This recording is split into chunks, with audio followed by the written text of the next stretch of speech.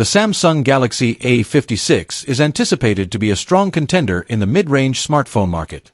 It is expected to feature a 6.6-inch dynamic AMOLED display with full HD plus resolution and a 120Hz refresh rate, ensuring vibrant visuals and smooth interactions.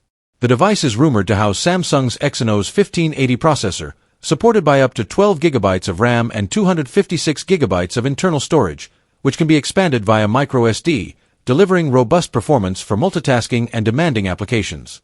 The camera setup is expected to include a 50MP main sensor, a 12MP ultra-wide lens, and a 5MP depth sensor for versatile photography capabilities.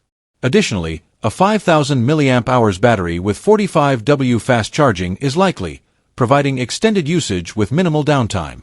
On the software side, the Galaxy A56 is set to launch with One UI 7, Samsung's latest interface based on Android 15, which introduces a refreshed visual identity and enhanced features for an improved user experience. These attributes collectively position the Galaxy A56 as a compelling choice for users seeking high-end features at a competitive price.